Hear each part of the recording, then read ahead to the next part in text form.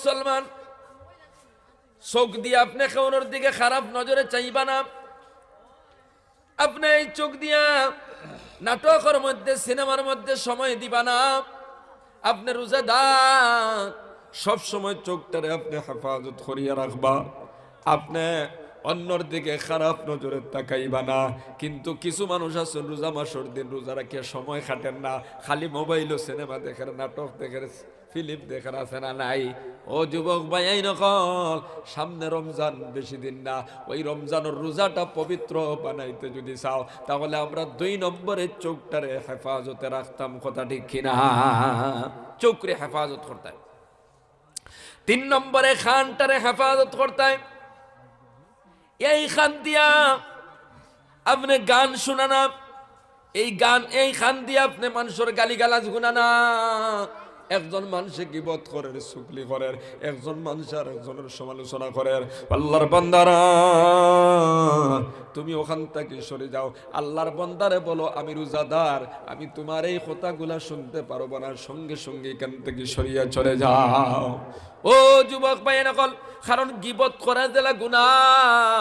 ওই গীবত রে শোনাও তেমন গুনাহ, একজনের সমালোচনা করলে যেমন গুনাহ, ওই সমালোচনা শুনলে সমালোচনার সাথ দেওয়া হইল, এটাও গুনাহ।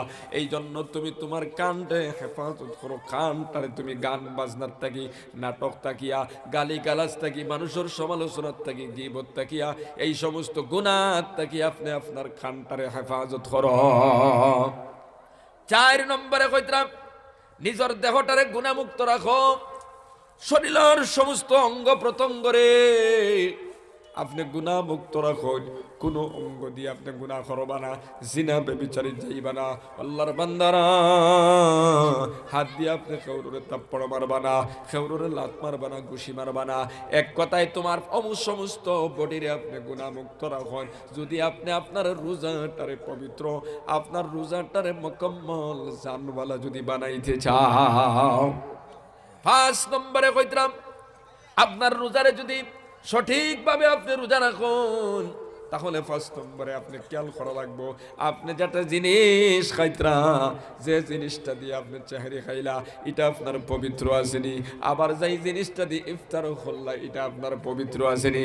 আপনার রোজা যদি আল্লাহর কাছে কবুল করাইতে চাও রে বাবা, আপনার রোজাটারে আল্লাহর কাছে মকবুল যদি বানাইতে চাও, তাহলে আপনি হালাল আর পবিত্র জিনিস দিয়ে চেহারি খাইবা, এবং হালাল আর পবিত্র জিনিস দিয়ে আপনি ইফতারটা করবা।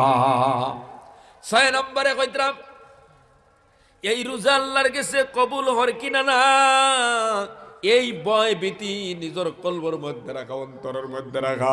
ইয়া আল্লাহ, আমার রোজার মধ্যে কোনো ত্রুটি নেই। ইয়া আল্লাহ, আমি যে রোজা রাখলাম, আমি কোনো ভুল করিয়ার নেই, কোনো ত্রুটি করিয়ার নেই, আল্লাহর কাছে কবুলর নেই। আল্লাহ নি সরাইয়া বালাই দিতরা। আল্লাহ, তুমি আমার রোজাটারে মঞ্জুর করো।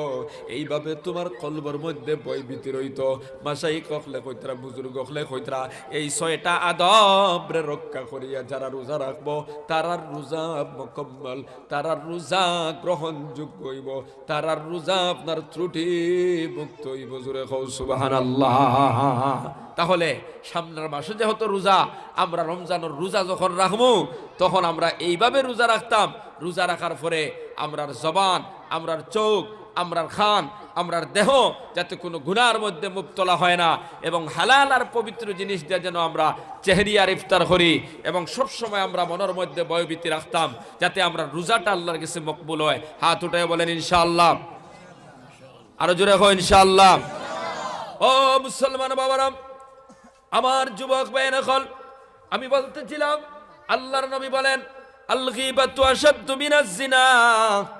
গীবত করা, মানুষের পিছনে আইব বার করা, এটা জিনার চাইতে জঘন্যতম গুনাহ, জিনার চাইতে জঘন্যতম গুনাহ। আপনারা কইবা জিনার চাইতে জঘন্যতম গুনাহ কেমন হইল? ও মুসলমান বাবারা, জিনার সম্পর্ক হলো আল্লাহর সাথে। বান্দা যদি জিনা করিলায় আল্লাহর কাছে ক্ষমা চাইব, কিন্তু গীবত যদি করে, কোনো বান্দার পিছনে বদনাম লাগায়, এই ক্ষমাটা আল্লাহর কাছে চাইলে হয় না। যেই বাইরে পিছনে বদনাম লাগাইছো তার কাছে ক্ষমা চাওয়া লাগে। এই জন্য জিনার চাইতেও জঘন্যতম গুনাহ। নাউজুবিল্লাহ। ও মুসলমান, আল্লাহর নবী বলেন, আমি মেরাজে যাওয়ার সময় রাস্তার মধ্যে দেখলাম একদল মানুষের হাতর নখগুলা তাম্বার, আর তারা এই নখ দিয়া মাংসগুলা খালি সুরাইতে আছে। আমি জিব্রাইল টেজি খাইলাম, ভাই জিব্রাইল এরা কুন্দল মানুষ। জিব্রাইল ডাক দিয়া বলেন, নবীজি এরা জমিনের মধ্যে সব সময় মানুষের সমালোচনা করত, মানুষের গীবত করত, মানুষের পিছনে আইবার করত। কিয়ামত পর্যন্ত তাদের শাস্তি হলো তারা নিজের শরীরের চামড়ার মাংসগুলো এইভাবে টানি টানি উন্ডাইতে থাকবো। নাউজুবিল্লাহ। এমন ভয়ঙ্কর গুনাহ থেকে আমরা হেফাজত করতাম। আমরা মানুষের গীবত, মানুষের পিছনে আইবার করা, মানুষের সমালোচনা করতাম না। হাত উঠে বলেন ইনশাআল্লাহ। ও মুসলমান বাবারা, মানুষের চুকলি করবা না। সুকলকুর জান্নাতে যাইতে পারতো না। নবীজি ফরমাইতরা লা ইয়াদখুলুল জান্নাতা কাত্তাত। আল্লাহর নবী বলেন চুগলখোর কখনো জান্নাতে প্রবেশ করতে পারবো না। চুগলখোরি এমন ভয়ঙ্কর বেমার, আপনি চুকলি দিয়ে দুইটা বাড়ির মধ্যে দরবার লাগাইয়া দিলা, চাচা ভাতিজার মধ্যে দরবার লাগাইয়া দিলা, দুই বাড়ি দিয়ে আপনি ঝগড়া লাগাইয়া দিলা। ও মুসলমান, ইমাম আর মুসল্লির মধ্যে আপনি দরবার লাগাইয়া দিলা। এটা ভয়ঙ্কর গুনাহ। কিন্তু কিছু মানুষে মনে করে এটা বেটাগিরি করছে, এটা কোনো গুনাহ না। ওটা লাগি নবী যে ফরমাইতরা যারা জমিনের মধ্যে চুকলি করবো, চুকুলগিরি করবো, ওরা আল্লাহর জান্নাত প্রবেশ করতে পারবে না। নাউজুবিল্লাহ। চুকলি এটা ভয়ঙ্কর একটা সমাজ ধ্বংস হয়ে যাব চুকলির কারণে। ক্যালকাতা নি মাত পাইয়া দেখল চুকলিয়ে একটা মহল্লা ধ্বংস হয়ে গেছে। চুকলির তাকিয়া চুকলিরে শুরু হয়েছে, চুকলির তাকি ফেরে দরবার করতে করতে এক সমাজ দুই সমাজ হয়ে গেছে। কিন্তু আসলে কিচ্ছু নাই, চুকুলগিরিয়া হয়েছে। ও মুসলমান, শুক্লিয়ে সমাজের কেমন ক্ষতি করে ছোট্ট একটা ঘটনা কয়। আগর জমানাত বাজারের মধ্যে গোলাম বিক্রি হইতো।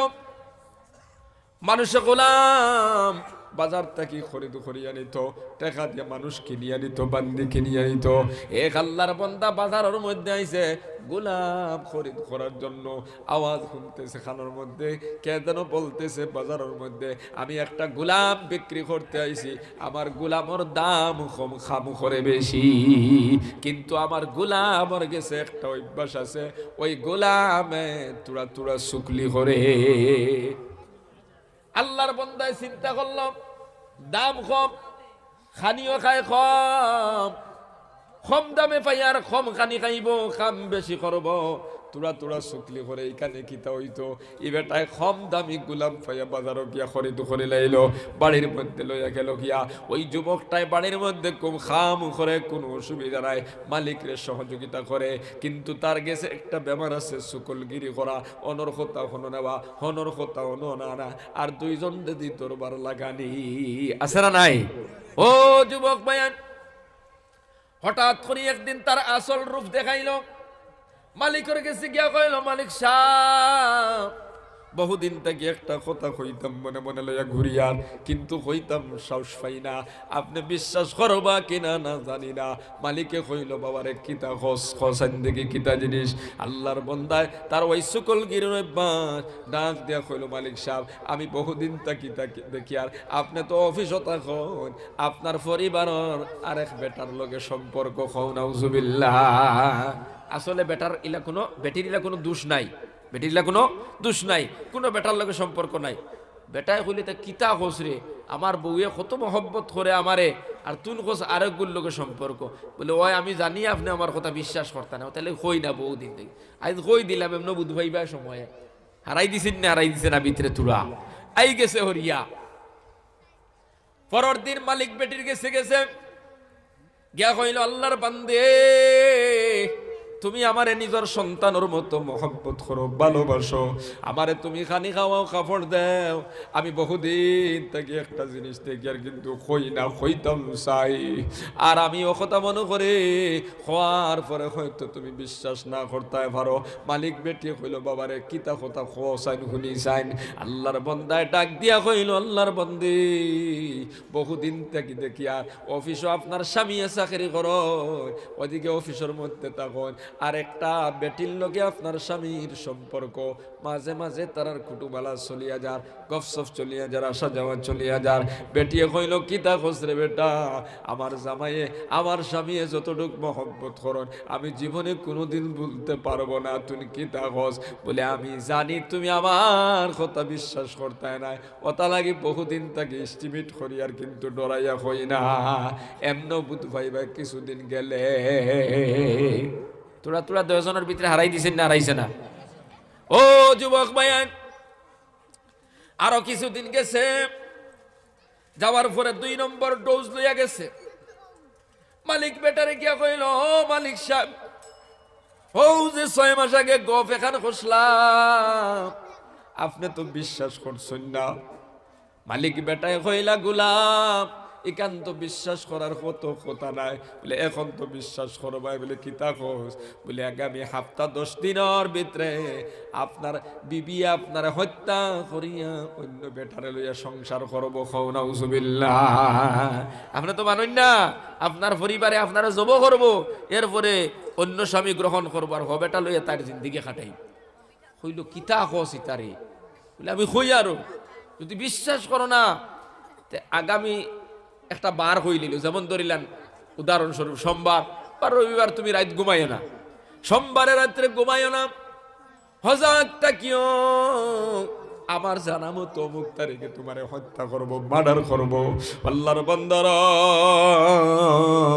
বেটার দিলের মধ্যেই বেমার ঢুকাইয়া দিছে।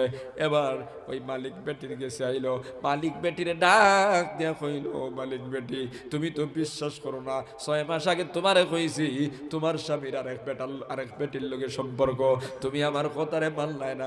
এখন বুধ ভাইবা সপ্তাহ 10 দিন 15 দিনের ভিতরে তোমার স্বামী বিয়ার এখান করিলেই বা তোমারে তালাক দিলেই বা। খাও নাউজুবিল্লাহ। বেটি মানুষের জাত, নরম দিল। বেটিয়ে কইলা কিতা করা যায় বাবা, ইলা হাসাও করিলাই ত্রাণী তো না হাসাও করে রে।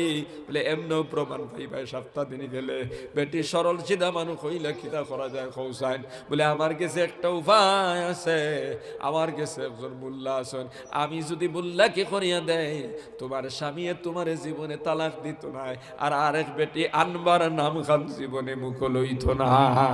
বেটিয়ে কইলা বাবারে যা লাগে তোরে দিমু, তুই তো বখালি ওখানটা করাইয়া দিয়ে আমার অবাজ ওখানটা ঠিক করিয়া দে।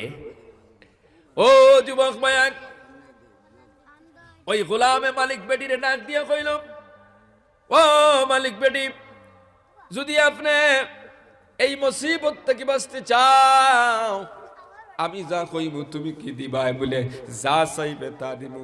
বলে কঠিন কিচ্ছু দেওয়া লাগতো না, ছোট্ট একটা জিনিস দিলে খাম হয়ে যাইব। বলে কি তা? বলে আগামী সোমবারে রাত্রে তুমি যদি ও তোমার স্বামীর যদি দুঃসার দাড়ি খাটিয়ে আনি দিতায় পারো, তাহলে আমি মোল্লার লগে আলোচনা করছি, ওই মোল্লায় এমন একটা মোল্লাকে করিয়া দিব আর জীবনে কোনোদিন তোমার স্বামী তোমারে তালাক দিত নাই, আরেক বেটি বিয়ে করার কোনো চিন্তা ধারণা করতো না। বেটিয়ে কইল আমি আরো মনে করছি বা লাখ টাকা হইবে, তুই তো সুজা ব্যাপার, দাড়ি 3 গেছা আনি দিতাম ইনতে, গীতা তো কোনো অসুবিধা আসেনি, ইতা আমি সোমবারে রাইতান দিলাইব। ইবাই বেটারে কইছে সোমবারে তোমারে জব করব, খেয়াল করিও, হুশিয়ার থাকিও, তোমার বউ তোমারে সোমবারে হত্যা করব, হত্যা করিয়া দ্বিতীয় স্বামী গ্রহণ করব। আর এদিকে বেটিরে কইছে, ও আল্লাহর বান্দি আমি তোমারে মোল্লাকে করাইয়া দিব, আমার গেছে এমন ডাটে মোল্লা বেটা আছে, তোমার জীবনে স্বামী আর কোনোদিন গালি দিত না, কষ্ট দিত না, তালাকও দিত না, তুমি খালি 3 গেছা দাঁড়িয়ে রাতের বেলা তুমি তোমার স্বামীর মুখটাকে আনিয়া দিও। আল্লাহর বান্দা রাত্রে ও রাত স্বামী বাড়িতে আইলাম, আল্লাহর বন্দির ইচ্ছা তৈল দাড়ি 3 গেছে লাগে, আজকে আওয়ার পরে স্বামীর লোকে সুন্দর আচরণ ব্যবহার কথা জলদি করে পাওয়া দোয়া দিলা, আল্লাহর বন্দারে খানিয়া নিয়ে দিলা, আপনার বিছনা করে হুতাইলা, ফাওয়াত সুন্দর করে মালিশ করে দিতরা।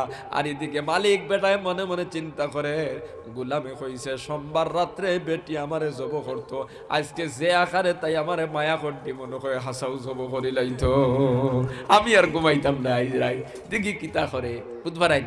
ও যুবক ভাই নকল একটা চুকলিয়া সব শেষ করি বালাই দেন। আল্লাহর বন্দায় মনে মনে চিন্তা করে, অন্য দিন যতটুক মায়া করতো মহব্বত করতো এর চাইতে আজকে বেশি করেন। আর বেটির উদ্দেশ্য হইল আমি তোরা খেদমত করি, আল্লাহর বান্দা ঘুমাই গেলে কোনো মতে 3 কেসা দাড়ি নিমু গিয়া, আর দাড়ি যদি খাটিয়া নেই গিয়া গোলামে কইছে মোল্লাকে খরাইয়া দিব, মোল্লাকে খরাইয়া দিলে সংসারটা ঠিক হয়ে যাইব, আর জীবনে কোনোদিন সংসারের কোনো সমস্যায় দেখা দিত না। বেটির উদ্দেশ্য খারাপ নিখন যায় না, না, বেটির উদ্দেশ্যটা বালা। আল্লাহর বান্দা রাত্রে কিছু রাইত হয়ে গেছে, বেটি এমন করছে বেটা ঘুমাই গেছে, কারণ দীর্ঘ সময় বেটিয়ে খেদমত করছে। এবার আল্লাহর বন্দি চাক্কু হাতের মধ্যে লয়ে গেছে, দাড়ি 3 গেছে কাটবার লাগিয়া, সঙ্গে সঙ্গে আল্লাহর বন্দা চোখ খুলিয়া কইল আমার গোলামের কথা তো ঠিক আছে। গোলামে কইছে তুই আজকে রাইত আমারে জব করতে, হাসাও তো তোর হাতের মধ্যে চাকু। আল্লাহর বন্দি কইল না না ও স্বামী জান, আমি তোমারে মারার জন্য চাকু আনি নাই, আমারে গোলামে কইছে মোল্লাকে করায় দিব, তোমার 3 গেছা দাড়ি নিতাম, এটার মালিক মানে না। এক পর্যায়ে চাকু হাতের মধ্যে লইয়া তার স্ত্রীর জানতে মারছে, খলিঞ্জা বেরিয়া পার লগে লগে আল্লাহর বন্দি জমিন থেকে বিদায় হয়ে গেল। ও যুবক ভাইয়া নকল কিতাবের মধ্যে ঘটনা লেখছেন, একটা চুকলির কারণে নির্দোষ একজন নারী তার জীবনটা শেষ হয়ে গেল, দুনিয়ার থেকে বিদায় হয়ে গেল। সকাল যখন হইছে মেয়ের বাবার বাড়ির যখন খবর পাইলা, বাইনতে সাসাইনতে বাপ হলে সবে খবর পাইয়া তারা আপনার লাঠি লুঠি লইয়া ইয়া আল্লাহর বান্দা ওই মহিলার স্বামীরও তারা হত্যা করে লাইল। 2 জন শেষ। ও যুবক ভাইয়ান, এরপরে যখন এই মালিক বেটার গোষ্ঠী খানদানে খবর পাইলা, তার হোর বাড়ির মানুষে আমরার ফুয়া মারি লাইছুন, ছেলে মারি লাইছুন, তারারও মাথা গরম হইব নইতো নাই। ও আল্লাহর বান্দারা, তারা কয়েকজন লাঠি লেঞ্জা দা লইয়া বার হইছন, এদিকে মেয়ের বাড়ির থেকেও তারাও আপনার লাঠি লেঞ্জা লইয়া বার হইছন। 2 পক্ষের মধ্যে মারামারি শুরু হয়ে গেল, কাটাকাটি শুরু হয়ে গেল। একটা চুকলির কারণে কয়েকশো বানু আপনার আহত নিহত ইলাকা নাউজুবিল্লাহ। ও যুবক ভাই নকল মুরব্বী বাবারা, ওই মালিকর কোনো দোষ আসলো নি হোসাইন, মালিকরও কোনো দোষ নাই, মালিক বেটিরও কোনো দোষ নাই, কিন্তু একটা সুকলকুর মাঝখানো হওয়ানির কারণে সংসার নষ্ট করলো, 2 জনের প্রাণ যাওয়াইয়া দিল। এমনকি 2 গোষ্ঠীর সংঘর্ষের মাধ্যমে শত শত মানুষরে আপনার আহত করাইল। নাউজুবিল্লাহ। এই জন্য নবী যে ফরমাইছেন সুকলকুররা জান্নাতে যাইতে পারবে না। ও যুবক ভাইয়ান, সুকলি করিও না। আপনি আপনার এখান কথা লইয়া গেলা লাগাবার উত্তর বাড়ির বেটার গেছে, ও বাড়ির বেটার কাছ থেকে আরেখানা নিয়ে দিলা দক্ষিণর বাড়ির বেটার গেছে, দক্ষিণর বাড়ির বেটার কাছ থেকে আরেখান নিয়ে গেলা ও বাড়ির বেটার গেছে। এইভাবে করতে করতে কিছুদিনের ভিতরে 2 জন দিদি দরবার লাগাই দিলাই। ঘটনা আছে না না? এমন চুকলি আমরা করতাম না। এই চুকলির গুণার থেকে আমরা নিজের হেফাজত রাখবো। হাত উঠে বলেন ইনশাআল্লাহ। ওয়াদা করো আমরা মানুষের গিবত করতাম না, কই ইনশাআল্লাহ। আমরা মানুষের পিছনে তখমত লাগাইতাম না, কই ইনশাআল্লাহ। আমরা জমিনের মধ্যে সুকলগিরি করতাম না, কই ইনশাআল্লাহ। ও যুবক ভাই নকল, শেষ কথা হইল এই জমিনও যে কয়েকদিন হায়াত আছো, আল্লাহর প্রত্যেকটা নির্দেশনা মানিয়া চলবাই, 5 ওয়াক্তের নামাজ পড়িবাই, আল্লাহর প্রত্যেকটা নির্দেশনা মানিয়া নেক আমলের সাথে সম্পর্ক করিয়া আল্লাহ আল্লাহ করিয়া কবর যাও। যদি যাইতাম পারে তুমি আমি, আখিরাতের জিন্দেগি হবে শান্তির জিন্দেগি। আল্লাহ পাক চিরস্থায়ী জান্নাতের অধিবাসী বানাইয়া দিবা। হও সুবহানাল্লাহ।